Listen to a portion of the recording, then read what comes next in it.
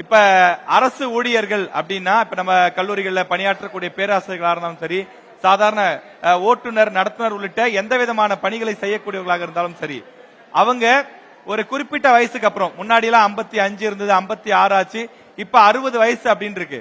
ஒரு 60 வயதுக்கு அப்புறம் அரசு ஊழியர்கள் அவர்களுடைய பணியிலிருந்து ஓய்வு பெற்றுறாங்க. ஆனா நம்ம ஊர்ல அரசியல்வாதிகளுக்கு ஓய்வு பெறுவதற்கான வயசுங்கிறதே இல்ல. 50 வயசுல இருக்காங்க, 60 வயசுல இருக்காங்க, 80 வயசுல இருக்காங்க, 85 வயசுல இருக்காங்க. ஆனா அதையே ஒரு அடையாளமா பெருமையா மாத்திடுறாங்க. தமிழ்நாட்டின் மிக பெரிய ஒரு முதுமையான ஒரு பெரும் அரசியல் தலைவர், இந்தியாவிலேயே இவர்தான் ஒரு முதுமையான அரசியல் தலைவர், அதையே ஒரு அடையாளமா மாத்திடுறாங்க. அரசியலுக்கு அனுபவம் முக்கியம், அதுல கண்டிப்பா மாற்றுக்கிறதுல டிபேட்டே இல்ல.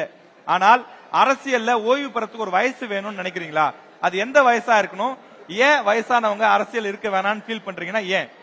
ஆக்சுவலா age is does not matter. ஓகேவா, அவங்க சொல்றத செஞ்சாலே போதும் சார். அதுல என்ன சார் ஏஜ் பார்க்க வேண்டியது இருக்கு? 40 வயசுல நல்லது செஞ்சா என்ன, 30 வயசுல நல்லது செஞ்சா என்ன, மக்களுக்கு நல்லது செய்யறது ஓகே தானே. So age is does not matter தான் நான் சொல்லுவேன்.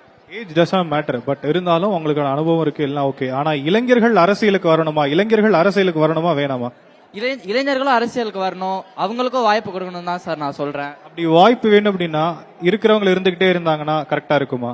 சார் காலங்காலமா இருக்காங்க டிஎம்கே, ஏடிஎம்கே, இவங்களுக்கு மக்கள் என்ன நினைக்கிறாங்க, இத்தனை வருஷமா நம்ம இவங்களுக்கே ஓட்டு பண்றோம், சோ இந்த வருஷமா இவங்களுக்கே ஓட் பண்றா அப்படின்னு. இளைஞர்களுக்கான வாய்ப்பு அப்படிங்கறது மற்றவங்க கொடுக்கறதா, நாம எடுத்துக்கிறதா?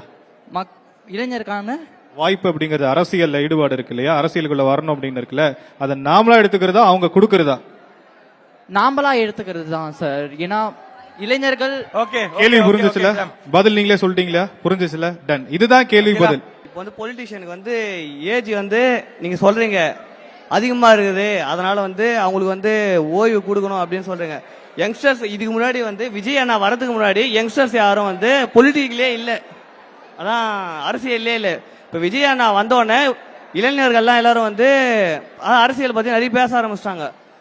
இப்போ தானா யாரும் சேர்த்துக்க மாட்டாங்க, நம்ம தான் போகணும் அரசியல் பத்தி. இப்ப விஜய் அண்ணா வந்தோம்னா எல்லாரும் யங்ஸ்டர்ஸ் விஜய் அண்ணா பின்னாடி வரதுனால தான் அரசியல் என்ன புரியுது, அதுதான் சொல்ல.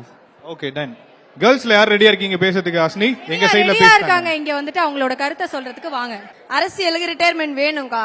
ஏன்னா இப்ப கவர்மெண்ட் சர்வெண்ட்ன்றப்போ ஒரு வயசுக்கு ஏத்த அப்புறம் ரிட்டையர்மெண்ட் இருக்குன்றப்போ, இதே எலெக்ஷன் டைம்ல இந்த மாதிரி இது எப்படி சொல்றது, அரசியல்வாதிக்கு ரிட்டையர்மெண்ட் இல்ல, ஆனா அரசியல்வாதிக்கு ரிட்டையர்மெண்ட் வேணும். அடுத்து வரவங்களுக்கு நம்ம வழி விட்டு தான் ஆகணும். இதுக்கு அவங்க இறந்துட்டாலும் அவங்க சந்ததியே அப்படியே கண்டினியூ பண்ணலாம் கூடாது. அரசியலுக்கு ஒரு ரிட்டையர்மெண்ட் வேணும், அதுக்குன்னு ஒரு வயசு இருக்கணும். அதுக்கப்புறம் வரவங்களுக்கு கண்டிப்பா வழி விட்டு தான் ஆகணும்.